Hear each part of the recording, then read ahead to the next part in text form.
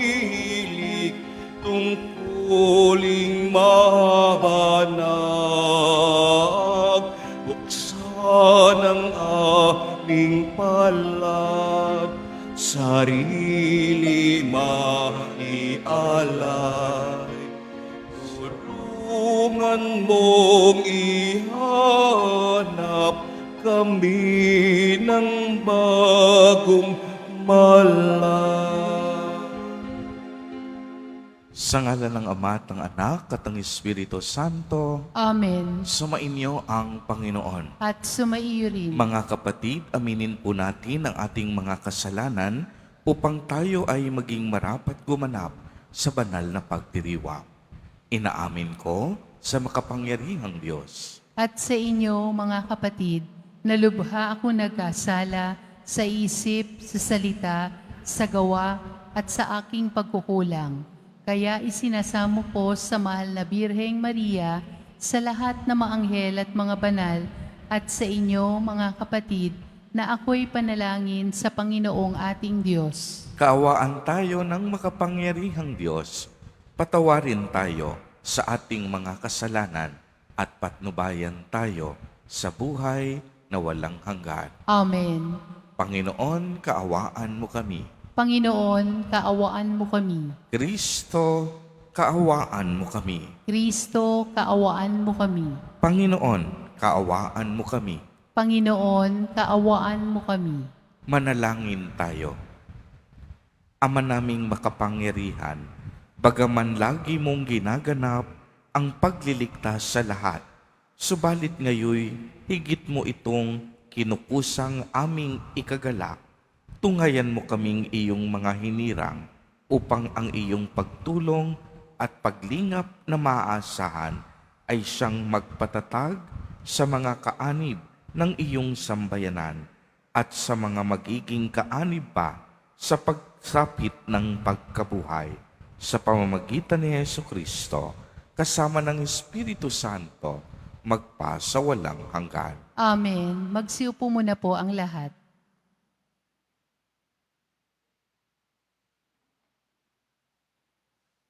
Pagbasa mula sa aklat ni Propeta Ezekiel. Ito ang pinsasabi ng Panginoon. Titipunin ko ang mga Israelita mula sa dakong kinatapunan nila upang ibalik sila sa sarili nilang bayan. Sila'y pag-iisahin ko na lamang, isa lamang magiging hari nila, hindi na sila mahahati. Sila'y gagawin kong isa na lamang kaharian. Hindi na sila sasamba sa Diyos-Diyosan, ni gagawa ng kasuklam-suklam ng mga bagay o anumang paglabag. Hindi na sila tatalikod sa akin. Lilinisin ko sila. Sila magiging bayan ko at ako ang magiging Diyos nila. Isang tulad na lingkod kong si David ang magiging hari nila. Susundin na nilang mabuti ang aking mga utos at tuntunin. Sila'y doon na maninirahan sa lupaing tinirahan ng kanilang mga ninuno, sa lupaing binigay ko kay Jacob. Sila at ang kanilang mga anak at magiging anak ng mga anak ay doon mananatili habang panahon. Isang harin tulad ni David na aking lingkod ang magiging pinuno nila magpakailanman. Gagawa ko ng isang tipan sa kanila. Ito ay tipan ng kapayapaan at pamamalagi magpakailanman. Pagpapalain ko sila at pararamihin. Itatayo ko sa kalagitnaan nila ang aking templo. Ako'y mananatiling kasama nila magpakailanman. Ako ang magiging Diyos nila, sila'y magiging bayan ko, at kung mananatili sa kalagitnaan nila ang aking templo, malalaman ng lahat ng bansa na akong Panginoon ang humirang sa Israel upang maging akin.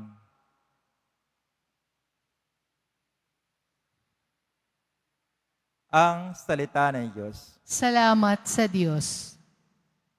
Pumapatnubay na Diyos ay pastol na kumukupkop. Pumapatnubay na Diyos ay pastol na kumukupkop.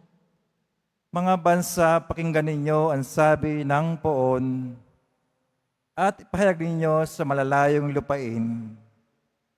Pinapangalat ko ang mga anak ni Israel, ngunit sila'y muli kong titipunin at aalagaan, gaya ng pagbabantay ng isang pastol sa kanyang mga tupa.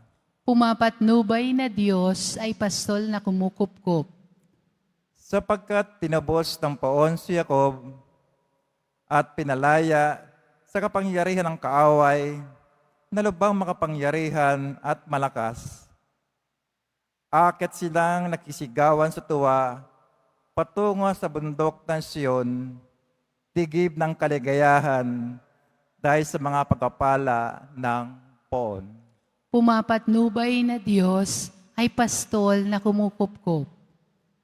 Kung magkagayon, sasayaw sa katuwaan ang mga dalaga, makikigalak pari mga binata at matatanda. Ang kanilang dalamhati ay magiging tuwa, papalitan ko ng kagalakan ang kanilang kalungkutan. Pumapatnubay na Diyos ay pastol na kumukupkop. Magsitayo po ang lahat.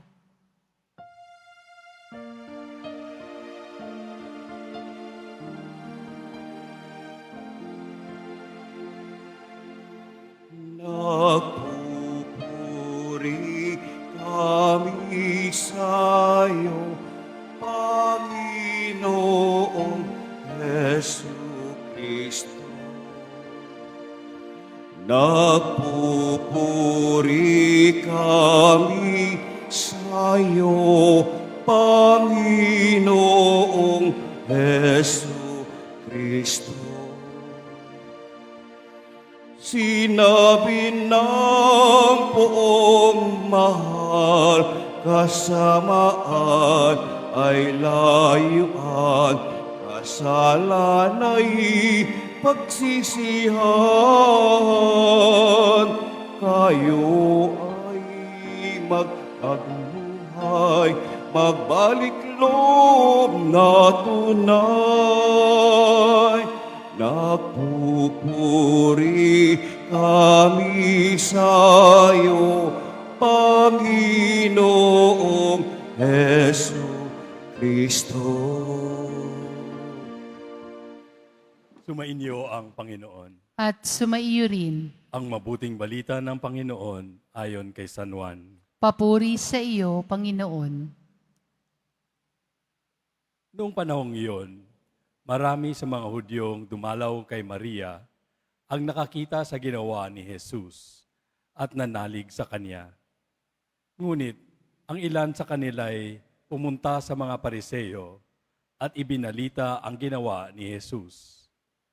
Kaya tinipon ng mga punong saserdote at ng mga Pariseo ang mga kagawad ng Sanhedrin. Ano ang gagawin natin? Wika nila. Gumagawa ng maraming kababalaghan ang taong ito. Kung siya'y pababayaan natin, mananampalataya sa kanya ang lahat. Paririto ang mga Romano at wawasakin ang templo at ang ating bansa. Ngunit, isa sa kanila, si Caifas, ang pinakapunong saserdote noon, ay nagsabi ng ganito, "Ano ba kayo? Hindi ba ninyo naiisip na mas mabuti para sa atin na isang tao lamang ang mamatay alang-alang sa bayan sa halip na mapahamak ang buong bansa?" Sinabi niya ito hindi sa ganang kanyang sarili lamang.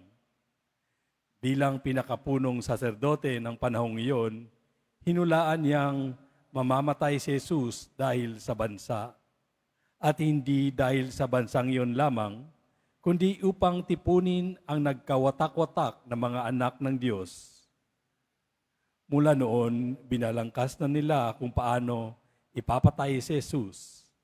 Kaya't hindi na siya hayagang naglakad sa Judea. Sa halip, siya ay nagpunta sa Ephraim, isang bayang malapit sa ilang. At doon siya nanirahang kasama ng kanyang mga alagad. Nalalapit na ang pista ng Paskwa. Maraming taga-lalawigang pumunta sa Jerusalem bago magpaskwa upang isagawa ang paglilinis ayon sa kautusan. Hindi nila nakita si Jesus sa templo, kaya't nagtanungan sila, "Ano sa akala ninyo? Paririto kaya sa pista o hindi?" Ipinag-utos ng mga punong saserdote at ng mga pariseo na ituro ng sinumang nakaalam kung nasaan si Jesus upang siya'y maidakip nila. Ang mabuting balita ng Panginoon. Pinupuri ka namin, Panginoong Hesu Kristo. Magsiupo muna po ang lahat.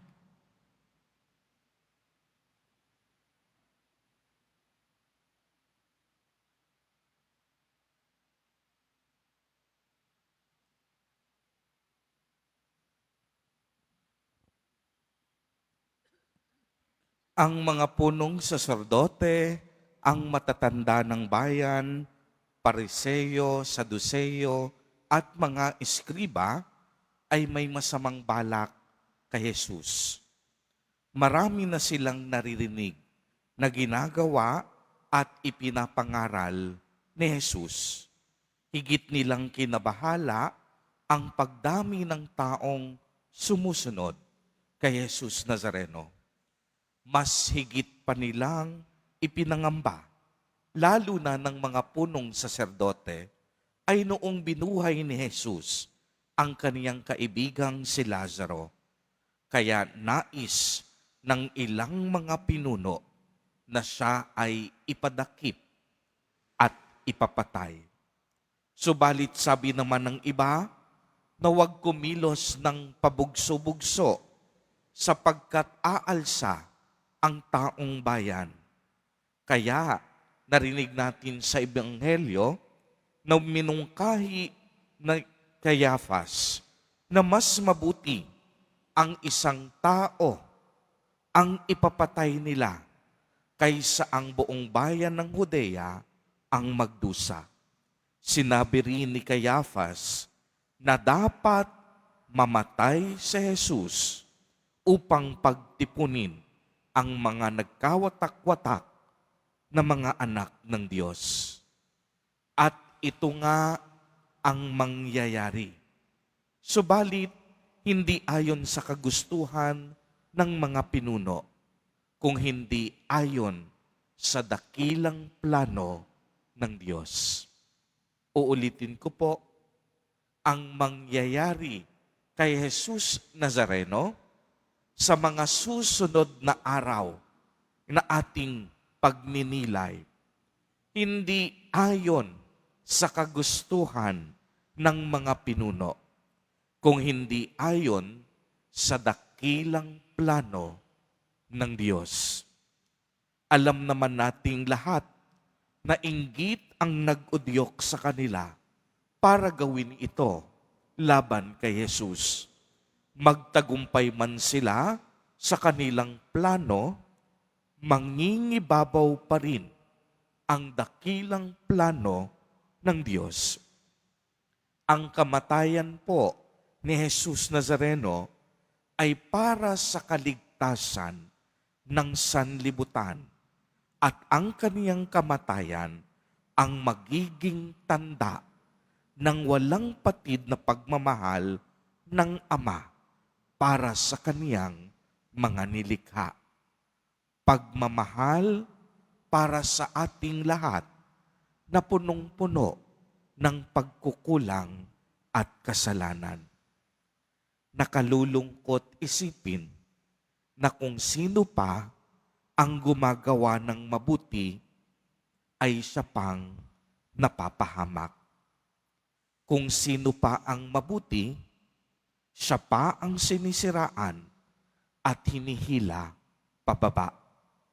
kung sino pa ang mabuti, siya pa ang ginagawan ng masamang balak. Nakalulungkot isipin na sa kabila ng kabutihan ng Diyos, marami pa rin sa atin ang nagtatampo at nagagalit sa Kanya kapag ang panalangin natin ay hindi agad sinasagot.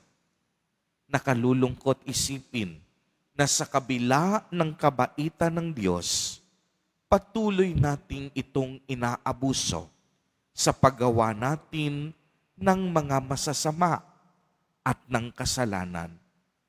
Nakalulungkot isipin na sa kabila ng awa ng Diyos, madalas pa rin tayong nakakalimot.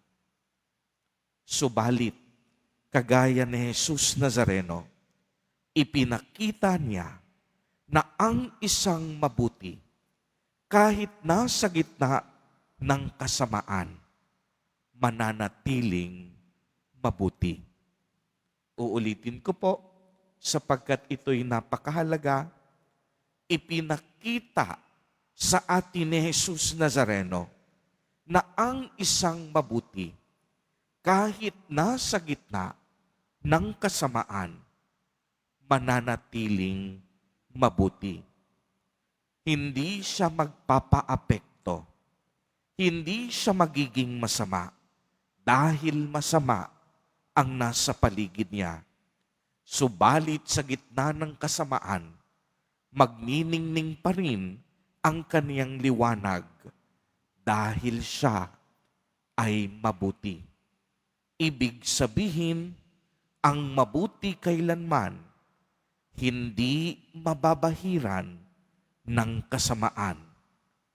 Ang mabuti sa bandang huli, laging magtatagumpay laban sa kasamaan. Amen. Magsitayo po ang lahat.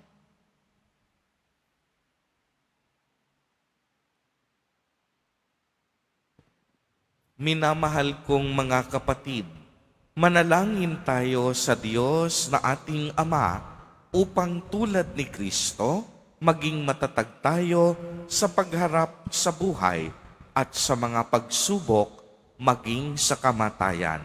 Sa bawat panalangin ang itutugon, Ama, gawin mo kaming kalugod-lugod na handog sa iyo. Ama, gawin mo kaming kalugod-lugod na handog sa iyo. Ang mga hindi Kristiyano, naway makakilala kay Jesus na namatay para sa lahat, manalangin tayo. Ama, gawin mo kaming kalugod-lugod na handog sa iyo. Ang mga Kristiyanong napahiwalay, naway mag-ukol ang higit na pagtatalaga ng sarili sa ekonomismo, manalangin tayo. Ama, gawin mo kaming kalugod-lugod na handog sa iyo. Ang mga may kapangyarihan, naway mag-aalay ng sarili sa pagtataguyod ng katotohanan at katarungan, manalangin tayo. Ama, gawin mo kaming kalugod-lugod na handog sa iyo. Ang lahat ng Katoliko, naway makadama na sila ay may natatanging kaugnayan sa isa't isa dahil sa isang pananampalataya, manalangin tayo. Ama, gawin mo kaming kalugod-lugod na handog sa iyo. Ang mainang nawala ng anak, naway hindi po at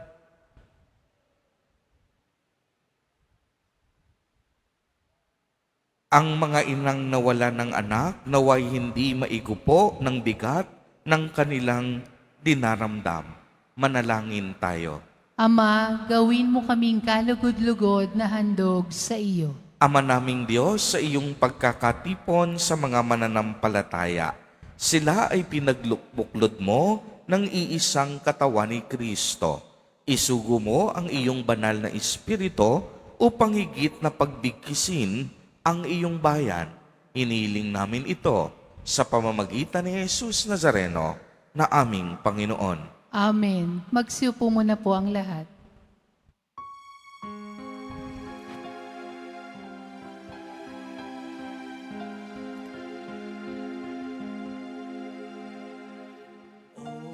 O anong mang kabutihan ang maaari kong ipadama. Itulod ninyong magawa ko ngayon ang mga bagay na to. Naway wag ko itong ipagpaliban o ipagwalang bahala, sapagkat di na ko muling daraan sa ganitong mga landas. Magsitayo po ang lahat. Manalangin kayo mga kapatid upang ang paghahain natin ay kalugdan ng Diyos amang makapangyarihan. Tanggapin nawa ng Panginoon itong paghahain sa iyong mga kamay, sa kapurihan niya at karangalan, sa ating kapakinabangan at sa buong sambayanan niyang banal. Ama naming lumikha, kami ay iyong dinutulutan ng walang hanggang buhay sa pagpapahayag namin ng pagsampalataya sa iyong ngalan, sa pagdiriwang ng muling pagsilang noong kami binyagan. Tanggapin mo ang aming mga alay at panalangin upang ang mga umaasang magiging kaanib ng sambayanan ay huwag magsiphayo sa kanilang inaasam at ang mga umaasang patatawarin sa kasalanan ay tumanggap sa kanilang nilulunggating makamtan sa pamamagitan ni Jesucristo kasama ng Espiritu Santo magpasawalang hanggan. Amen. Sumainyo ang Panginoon. At sumaiyo rin, Itaas sa Diyos ang inyong puso at diwa. itinaas na namin sa Panginoon. Pasalamatan natin ang Panginoong ating Diyos. Marapat na siya ay pasalamatan. Ama naming makapangyarihan, tunay ngang marapat na ikaw ay aming pasalamatan sa pamamagitan ni Jesucristo na aming Panginoon, sa pagpapakasakit ng giliw mong anak, ang sangkatauhay minarapat mong magpahayag ng iyong dakilang pag-ibig sa lahat, na pawang nais mong tubusin ng Mesiyas. Sa harap ng iyong kadakilaan, kapos ang dila naming magsaysay, sa pag-ibig na makapangyarihan, sa krus ay itinanghal, sa krus ipinasyang patawarin ang mga tao, sa krus nagtagumpay ang ipinakong Kristo. Kaya kaisa ng mga anghel na nagsisiawit ng papuri sa iyo, nang walang humpay sa kalangitan, kami nagbubunyi sa iyong kadakilaan. Santo, Santo, Santo, Panginoong Diyos ng mga hukbo, napupuno ang langit at lupa ng kadakilaan mo, hosana sa kaitaasan, pinagpala ang naparirito sa ngalan ng Panginoon, hosana sa kaitaasan. Magsiluhod po ang lahat. Ama naming banal, ikaw ang bukal ng tanang kabanalan. Kaya't sa pamamagitan ng iyong Espiritu, ay gawin mo pong banal ang mga kaloob na ito upang para sa amin ay maging katawan at dugo ng aming Panginoong Jesucristo. Bago niya pinagtiis ang kusang loob na maging handog, hinawakan niya ang tinapay, pinasalamatan kaniya, pinagati-hati niya iyon, iniabot sa kaniyang mga alagad at sinabi, "Tanggapin ninyong lahat ito at kanin. Ito ang aking katawan na ihahandog para sa inyo."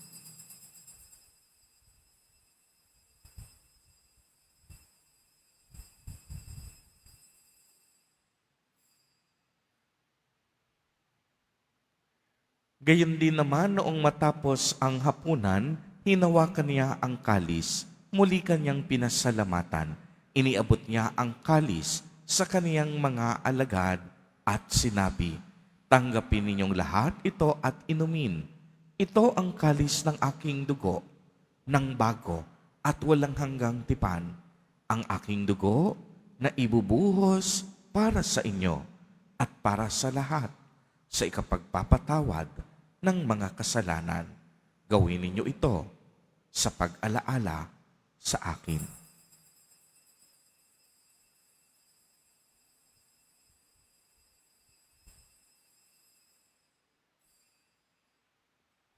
Magsitayo po ang lahat. Ang misteryo ng pananampalataya. Si Kristo'y namatay, si Kristo'y nabuhay, si Kristo'y babalik sa wakas ng panahon. Ama, ginagawa po namin ngayon ang pag-alaala sa pagkamatay at muling pagkabuhay ng iyong anak.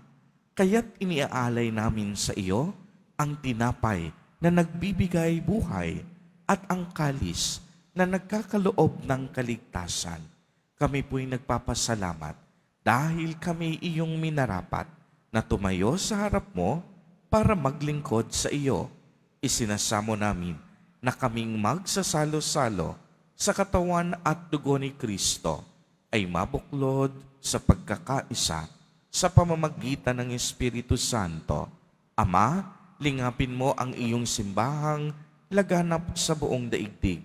Puspusin mo kami sa pag-ibig kay isa ni Francisco na aming Santo Papa at ni Jose na aming Obispo at ng Tanang Kaparian.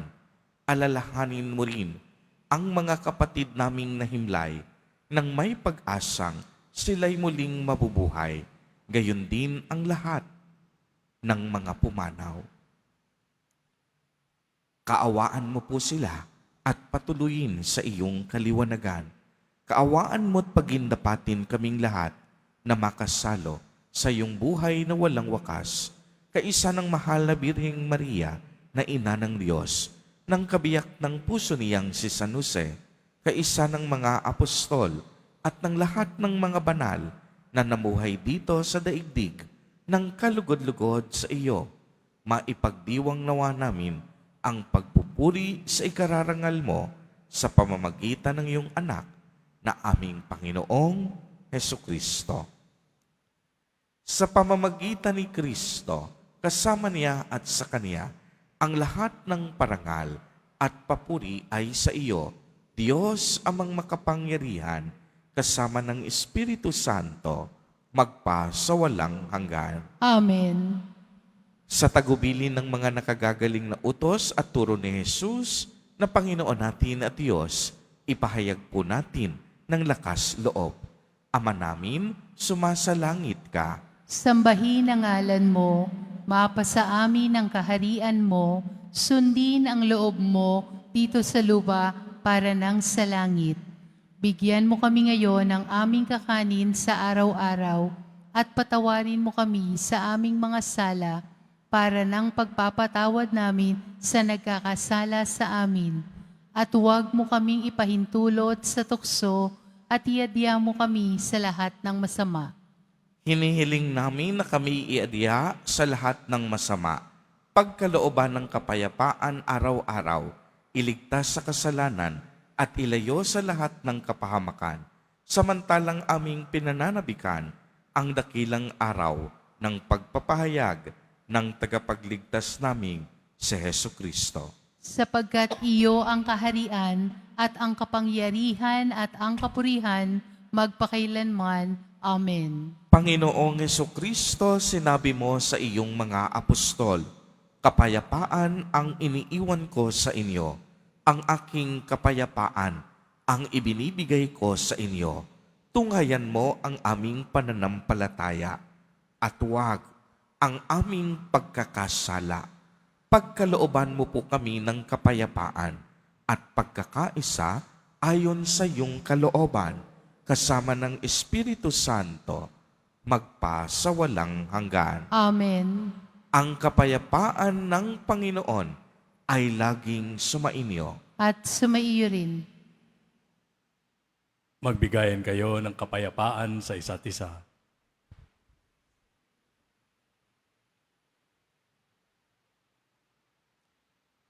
Kordero ng Diyos na nag-aalis ng mga kasalanan ng sanlibutan, maawa ka sa amin. Kordero ng Diyos na nag-aalis ng mga kasalanan ng sanlibutan, maawa ka sa amin. Kordero ng Diyos na nag-aalis ng mga kasalanan ng sanlibutan, ipagkaloob mo sa amin ang kapayapaan. Magsilod po ang lahat. Ito ang kordero ng Diyos. Ito ang nag-aalis ng mga kasalanan ng sanlibutan. Mapalad ang inaanyayahan sa kaniyang piging. Panginoon, hindi ako karapat-dapat na magpatuloy sa iyo, ngunit sa isang salita mo lamang ay gagaling na ako.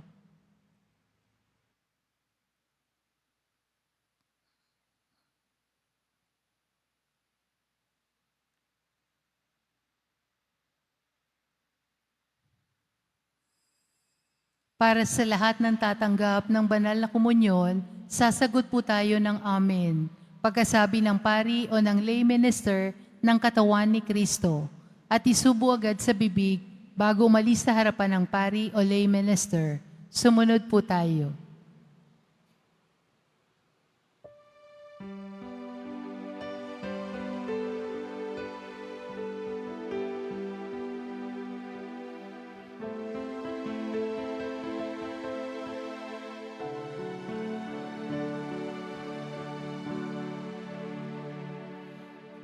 Ikaw ang lagi kong kausap. Ikaw ang lagi tinatawag. Gabay ka ng bawat pangarap.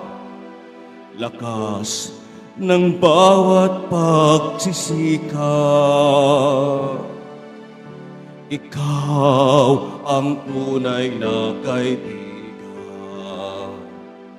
Ito ang puso't kalooban. Ngunit hindi lahat ay may alam na Kristo ang iyong pangalan. Kristo,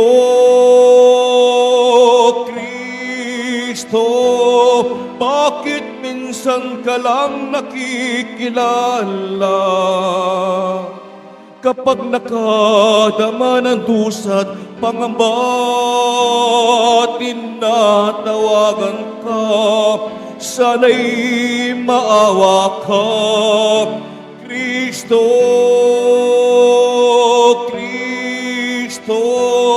kulang pa bang pag-ibig na dulot mo?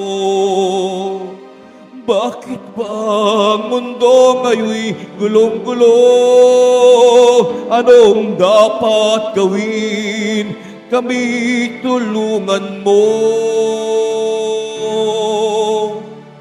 Ikaw ang lagi kong kausap. Ikaw ang laging tinatawag. Gabay ka ng bawat pangarap, lakas ng bawat pagsisikap.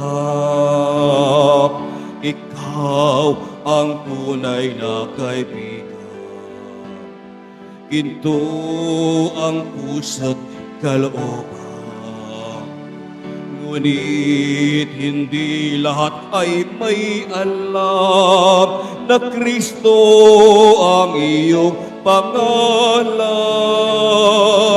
Kristo, bakit minsan ka lang nakikilala? Kapag nakadama ng dusa't pangamba, tinatawagan ka, sana'y maawa ka. Kristo, kulang pa bang pag-ibig na dulot mo? Bakit ba ang mundo ngayon'y gulong-gulo? Anong dapat gawin? Kami tulungan mo, Kristo,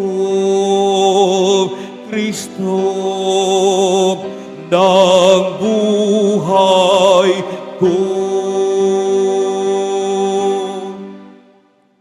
Announcement, mga kadeboto, mabibili pa rin po ang sa ating Parish Finance Office ang Nazareno Images, Nazareno Medallion, at ang Nazareno Novena and Prayer Booklet in English or Tagalog.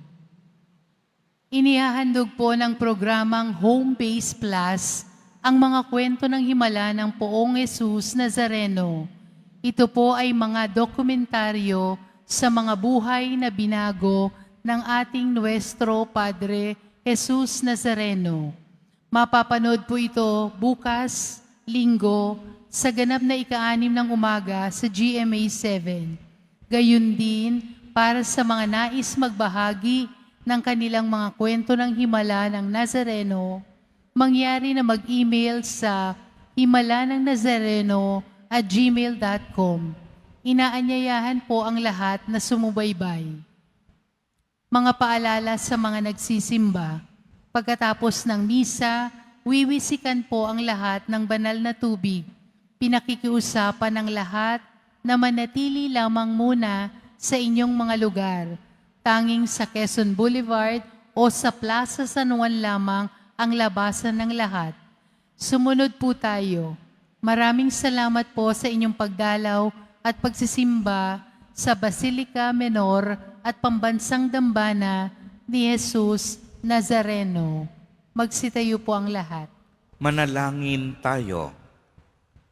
Ama naming mapagmahal, kaming iyong pinapagsalo sa katawan at dugo ng anak mo ay maging hindi nawa na iiba sa Kaniya.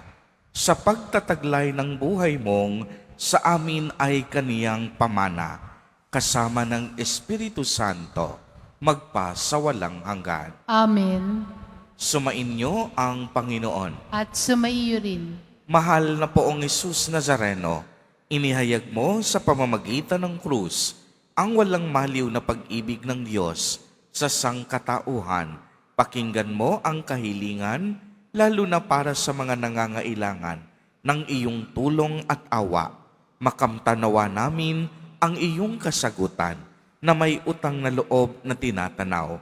Basbasan din po ninyo itong mga imahen at dasalan upang lalo kaming manalangin at magtiwala. Sa pamamagitan ng bendisyon na ito, naway lalo kaming maging mapaglingkod, masunurin at tapat sa iyo na aming maluwalhating Panginoon, magpa sa walang hanggan. Amen. At pagpalain po kayong lahat at ng inyong buong pamilya ng makapangyarihang Diyos, Ama, Anak, at Espiritu Santo. Amen.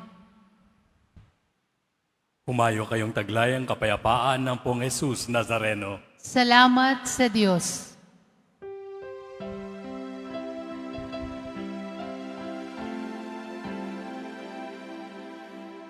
Nuestro Padre Jesus Nazareno, sinasamba ka namin, pinipinto ka namin, aral mo ang aming buhay at kaligtasan.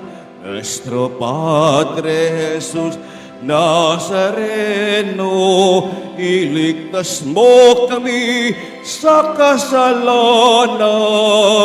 Ang krus mong kinamatayan ay sagisag ng aming kaligtasan.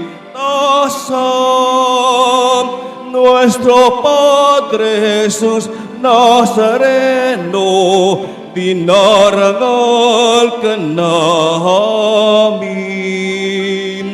Nuestro Padre Jesús Nazareno, pinulwalhati ka namin. Nuestro Padre Jesús Nazareno, dinarangal ka namin. Nuestro Padre Jesús Nazareno, pinulwalhati ka namin.